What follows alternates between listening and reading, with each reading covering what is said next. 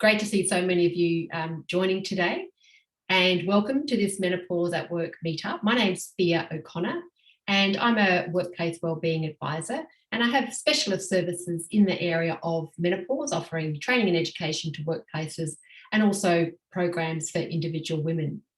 So the purpose of these free quarterly meetups, which I've just started running, is first and foremost to connect people in workplaces who want to create menopause-friendly workplaces, but also to connect women who are going through menopause, because one of the standout themes in the interviews I've done anyway with working women is that there's this incredible sense of isolation and going through menopause alone. So yeah, the primary aim of these meetups is to connect. And the secondary aim of these meetups is also to create a forum where we can learn from each other's experience and also hopefully be inspired by what other people are doing in workplaces.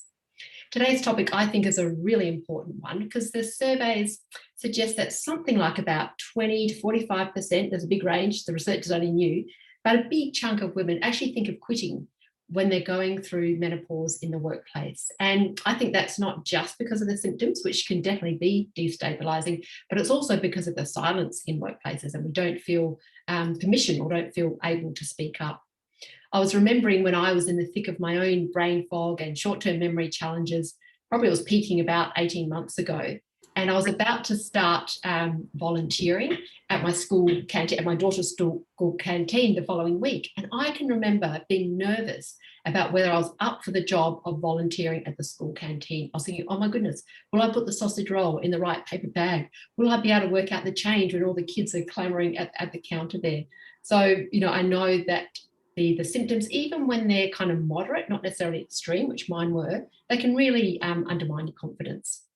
So today we've got three very generous women who have offered to share their experience of working through menopause. And these people are on the line today, not because they necessarily did it perfectly or they've got all the answers, but first and foremost, they're willing to share. And that's something that I think, yeah, has definitely been missing. So each of these women who I'm about to introduce are going to talk for about 10 minutes each, and then we'll open it up for Q&A.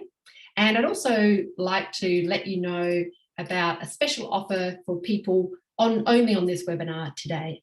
So after they've each shared for about 10 minutes each, we'll then open it up for Q&A, and depending on how the questions are flowing or not and time, we might also have the opportunity for a short breakout room just so that you can connect with other women interested in this topic.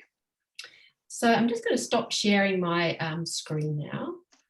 And first of all, I'd like to introduce you to Sally Murphy. So Sally, if you wouldn't mind at this point popping your camera on, that would be really great. And so Sally is a learning and development facilitator. And she's just on the cusp of exiting her role as a capability partner at TAFE New South Wales, where she's had a very long and rich career.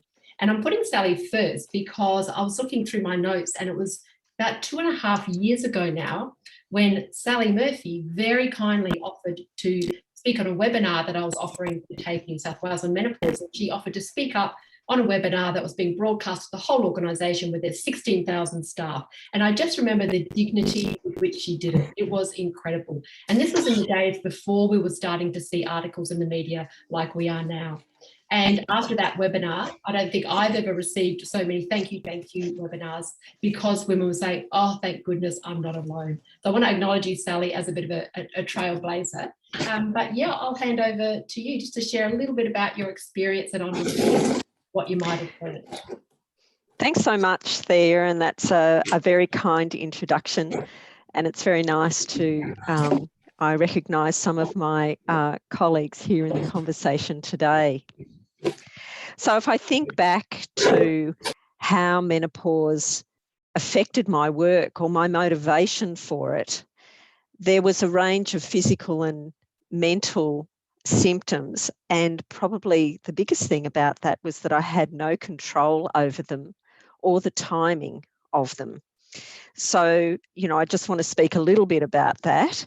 You know, wherever you are on the spectrum of what's happening to you, hot flushes were, you know, a really obvious one, and I think I just found the frequency of those astonishing. For me, I was having 30 or 40 of those a day. And what that did was make me very visible to others. And I found it rather embarrassing, to be always asking people to put on the air conditioning or taking off my cardigan or putting on my cardigan many times a day. So that didn't help me feel very competent. I did have a lot of difficulty in concentrating and brain fog, and that was really exacerbated by the hot flushes, but also insomnia. So being wide awake for hours, night after night, made it very difficult to function effectively in my workplace. So the result of it was really quite debilitating. And it affected my confidence, but it also affected my productivity. A good day was when I could string a sentence together and get a few things done.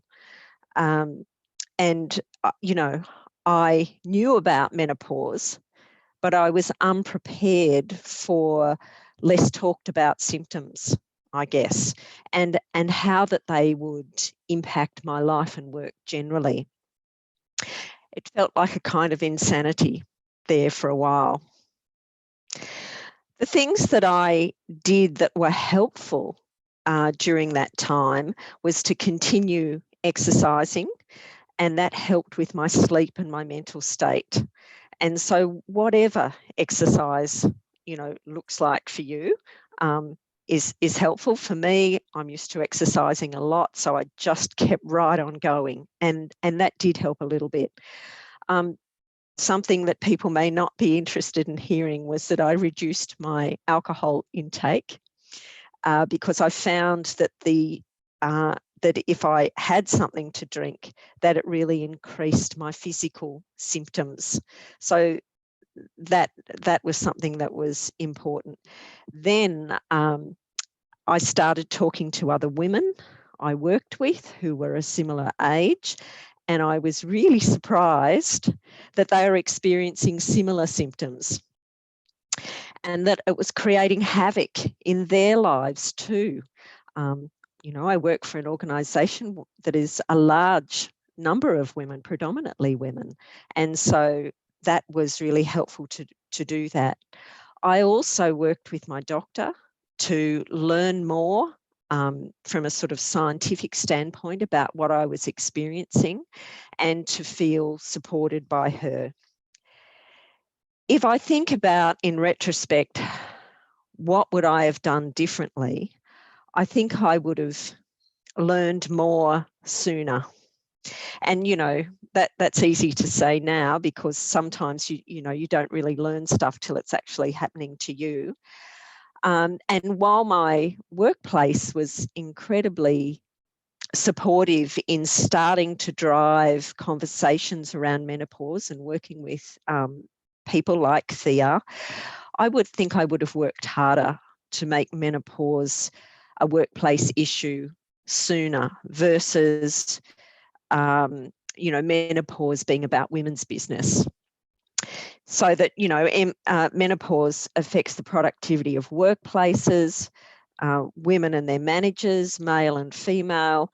And if you've got awareness for all of those and provide support, then that's really helpful. And it might be special adjustments that need to be made. It could be around deadlines, that you need extra time for deadlines. It could be that it makes it okay to discuss menopause as an issue in the workplace versus suffering in silence. And definitely for me, because of the role I worked in, and we did do this, it was capability development for leaders and managers, not just the women that it was happening to increase their skills in having those really important conversations, making adjustments and making it okay. If I think about tips for anyone, learn as much as you can as soon as possible. Find support in other women, with your doctor, with groups, and do whatever you can to encourage your workplace to be inclusive, raise awareness and provide support. And that especially means get to your leaders and managers, who will be key in helping other leaders and managers support their staff who may be going through menopause. So I can just sort of say in finishing that if this is happening to you, remember it doesn't last forever, and it does provide a gateway to a new phase in your life, and it did that for me. I can say that menopause dominated my life in my early 50s and for probably about 2.5 years, and I'm 60 now and just about to retire. I'm about 2 weeks away from doing that, and that feels really great. It feels like it's really on my own terms, and that I've come through that difficult period, which when you go through it is quite frightening, because you think you're going insane, that it's going to last forever. Well, it doesn't. You get through it, and the other side is looking pretty damn good. So that's been my experience, and I hope that's helpful for you. Thanks, Thea. Yeah, thanks, Sally. And I can see someone seized on that comment. It doesn't last forever, and they're writing it down, writing it on the wall. So it's great to keep it in perspective, isn't it? And also, Sally, I remember, and this is more like a micro tip that you told me when you were going through menopause and you were having the brain fog. I remember you saying that you did raise it with your manager, and you would do things like look at the time of day. You would do your most difficult work. Is that right? And that was an open conversation with your manager. Yeah, that's thanks for remembering that, Thea. I was really lucky. I had a female manager and she was a little older than me, so she really got it. And we did land upon that as a solution for working with the brain fog. So I was much better in the mornings than trying to do really big things in the afternoon. And that's not too different, at least, from any productivity training. Usually productivity training focuses on do your hardest tasks at the time in the day that suits your brain the best. For many people, that's in the morning. But it was really good to come up with that option, but also to have that conversation with my manager. She was very supportive and didn't make me feel as though I was letting the team down, because at times my brain just was not working. Yeah. So thanks for reminding me of that. Yeah, thanks so much, Sally. And for those of you that have just joined a little bit later, we're having the 3 people speak first, and then we'll open it up for Q&A. So jot down any of your questions you might like to throw in afterwards. So thank you very much, Sally. So we're going to go from public sector to private sector now. And I'd like to welcome and introduce Janelle Delaney, who's from IBM. And her career has focused very much on delivering better IT outcomes for her clients. And her current role is as the Delivery Excellence Executive across Asia Pacific. Janelle is also the co-chair of IBM's local Women at IBM community. And I first connected with Janelle when we were both interviewed on a Radio National podcast, This Working Life that Lisa Leong hosts. And it ended up being a really good show if you want to Google that and go back and listen. And I was just so impressed with Janelle being so out there and open about her experiences. And I think you've become a bit of a sought-after presenter now. Is that right, Janelle? I'm talking about your experience. Yeah, over to you. Thanks for being here today. Awesome. Hey, thank you so much for inviting me, Thea. So as Thea said, I work at IBM. I've been there for 30 years, so I'm a bit of a long career there. And I went through an experience it's about this time last year, so I'm about a year out from it. So in our organisation, there's a role called a partner, an executive role, and we have quite a formal promotion process for that, making that to that role, and it involves lots of training, a panel presentation, interviews, and so very much a very sort of very stressful period in one's career. I've been there for 30 years, sort of all like heading down for this. Janelle, I think your mute just went on mute there for a moment. Yeah, good. Yeah, I think you muted everybody. So this process, a big presentation, big interview, spending a lot of time preparing for it. So pretty stressful period in one's career.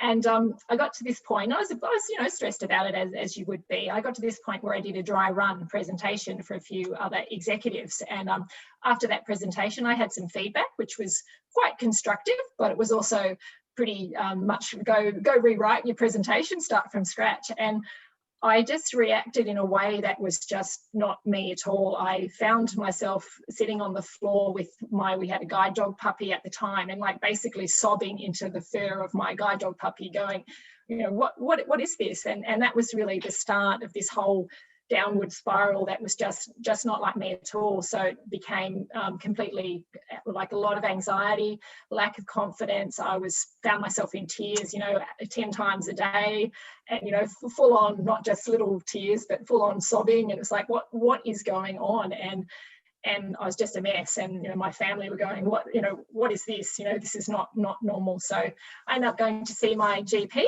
and basically was diagnosed as perimenopause, and which I'd actually never heard the term perimenopause. I didn't even know what that was, or I didn't know it was a thing. And so sort of worked through that, was given some treatment, some HRT, and then sort of started to get things started to get back to normal.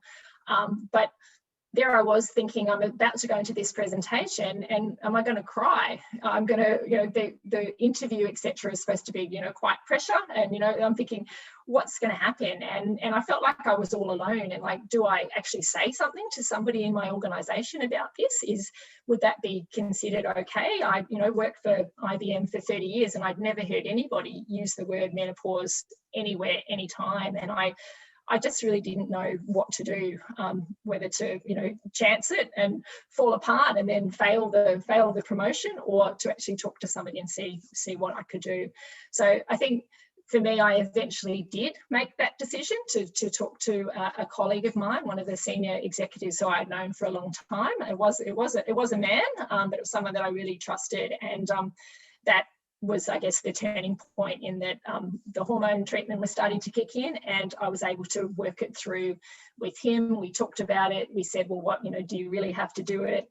What are your options, etc. And in the end, I'm pleased to say that I did make it through, and I was successful. But out of that, I just spent a lot of time thinking about the fact that, well, I'm going through this.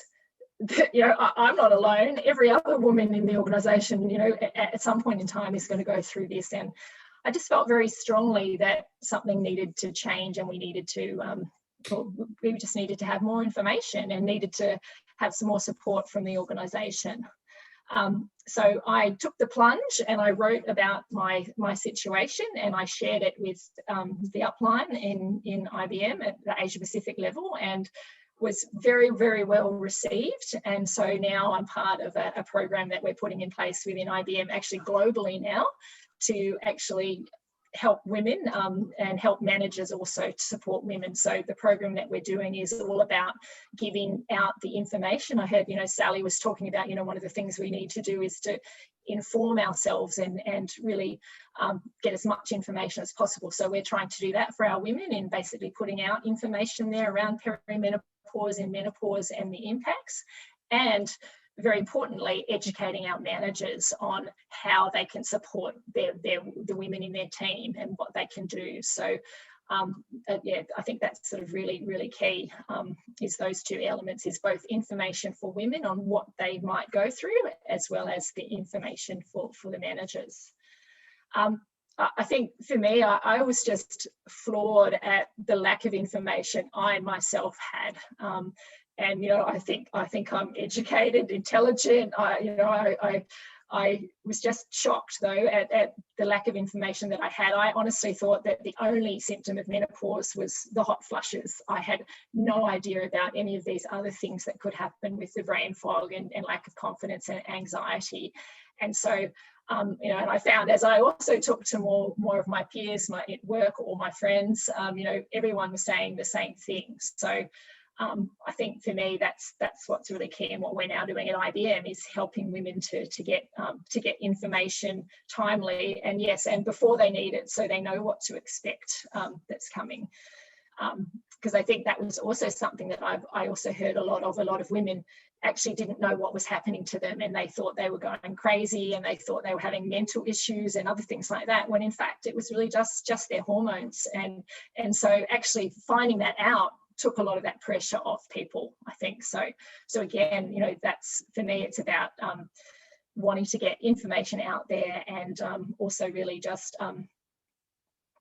being able to talk to people about it, and having this just menopause being a normalized conversation that you can have with your manager.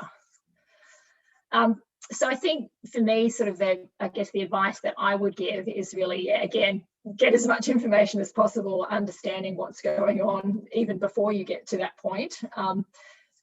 Be okay to ask for help and advice, and to talk to other people about it. And my view is that in the workplace, you know, is somebody that you can talk to there, somebody that you can trust, and even if it's not your own manager, maybe it's a person in the HR stream, just somebody that you can at least have a conversation with, and be prepared to talk about what you want and what you need in terms of to help you to perform your role. I think that's really critical, because I think for each of us, it's something different.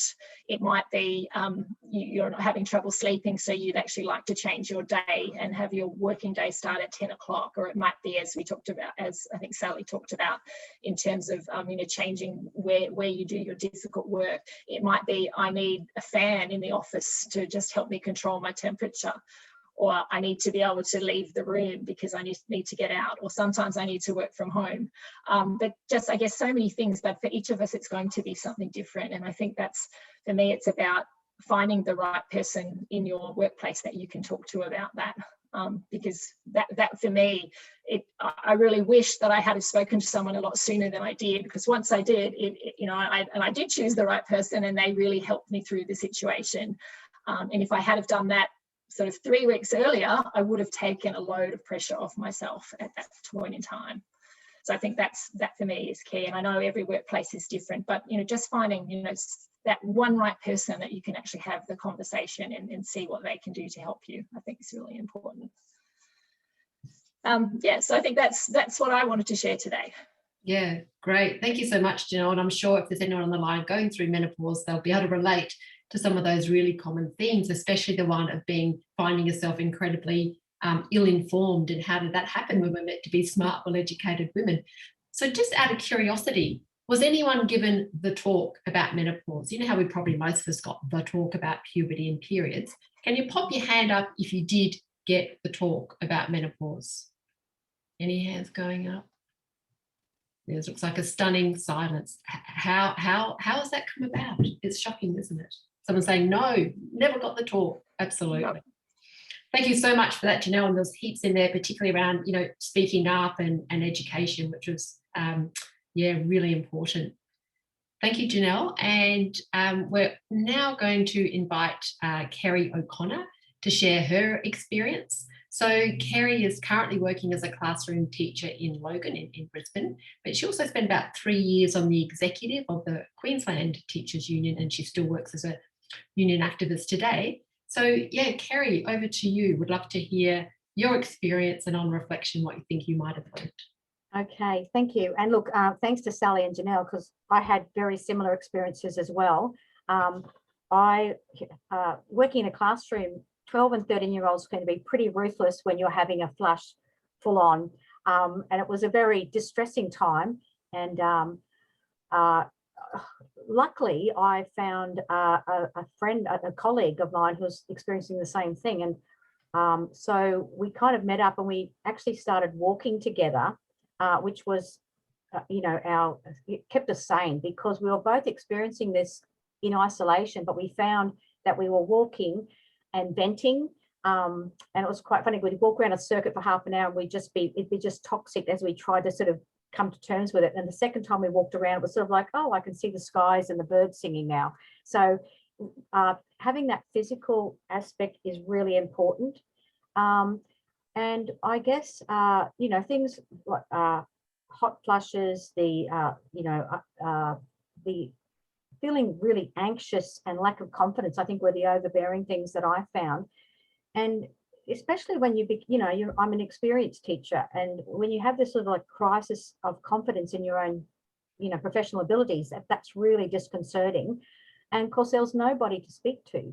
And there seems to be some sort of shame associated, like you wouldn't have these conversations out in the open. Well, in the past, certainly. And I think that, the conversations you have with other women quietly. And I think that's the real issue here, is that it is a workplace well-being issue, and it's the last one, and that we really do need to address.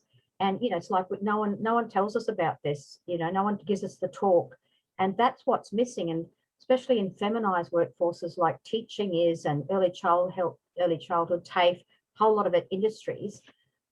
We don't have that in place, which is a real pity. We've started getting things like places where women who are breastfeeding can go and breastfeed, and that sort of thing. So I think that our next sort of, well, certainly for me as a teacher, will be to try and get some sort of structural support in place to support women. But I guess I was sort of undergoing menopause, and I sort of did come through it, albeit on my own and on my friend. And then I did that workshop with Thea called The Change. And even so, I sort of was just emerging from the outside of menopause. That was such a valuable thing in helping me to come to terms with what was happening to me. And, the sorts of things are how you talk to yourself. Your self-talk was really important. How I felt that, it's not something I'm going to hide away and feel shameful about, that I'm having a flush and I'm, dripping in sweat, and you feel so terrible at times when you're sitting beside someone and you just have this, I just felt so grotesque, and I'm just thinking, this is terrible, So I think just being able to sort of talk about it, having some support. And I think in teaching in the public school system, we need it to be a structural thing that comes from the department.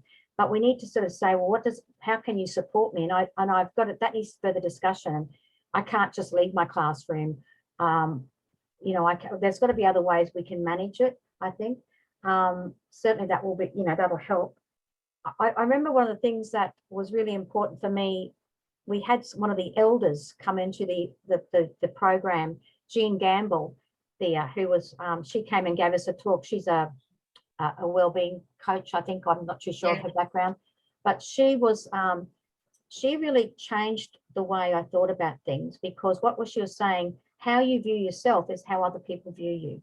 And this is about coming to terms as the wise woman. I mean, it sounds a bit trite, but it is about feeling confident and portraying that, because we are experienced, we've come through, we've survived it, we're resilient, all those things, but we're not made to feel like that. So we need to sort of shift that. And that was so powerful for me, and it still resonates now, how I can, I have a lot to give in my organization. I've got that memory, a corporate memory, experience, etc. And that's a really important thing. Whereas I didn't feel that before. I didn't feel supported. Whereas now I'm thinking, yeah, I can do this. I'm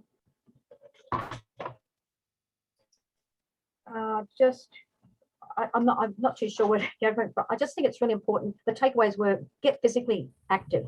That was really important for my mental well-being. Seek out other support from other women who are, who can actually, because talking about it is so important.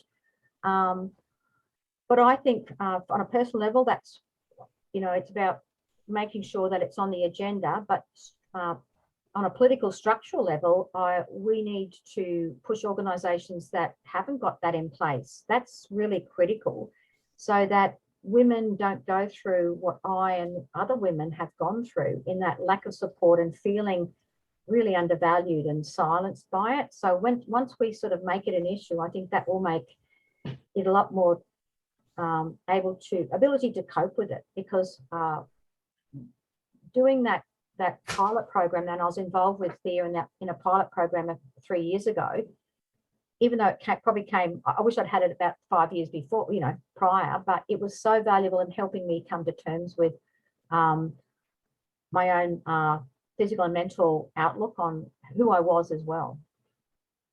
Yeah, so takeaway is just make sure you're physically and mentally well, and that's, the two are entwined. Seek support, and yeah, I think I'll leave it there. Yeah, fantastic, Kerry. Thanks so much for that. And I've jotted down a line I think I want to use, even if our short-term memory is not that great, our corporate memory is vast. Yeah, thank you so much for sharing that. And just before we open up for questions, I was reflecting myself, like, oh, what would I, in retrospect, what have I learned, or what might I suggest? And I think one of them would be, this is hearing more from other women, don't make any big decisions about your career when you're in the throes of all the symptoms. If you are really suffering, can you take a little bit of time out? Can you get extra leave so you can get your treatment sorted out? I know one woman didn't know it was menopause. Her capabilities went down the gurgler. She resigned, and it was only when she resigned that she learned it was menopause. She got treatment. Now she's fine, and she's finding it hard to get back into the workforce at an older age. So maybe don't make any big decisions when you're in the throes. Can you get a bit of time out? The other thing I've had to learn is to build a foundation of self-worth that isn't so dependent on maybe how I look, my skin, my hair. It's not so dependent on that really sharp super brain, because they're changing, they're different, and they probably might not be exactly the same again. And what I've learned is that the quality of my presence that I can bring to a project or people is more valuable than the perfection of my words in any kind of talk that I might be giving. And also, when talking about in that workplace context, the more we can talk about just as a matter of fact, no big deal, it's a fact of life, I think the better reception that we're going to get, rather than, because I think a lot of women have struggled with shame. And it's like, how come the very thing that's allowed the perpetuation of the human species, our reproductive cycles, has become a matter of shame? That absolutely needs turning around. So as Kerry said, people perceive us how we perceive ourselves. So that inner work is really important.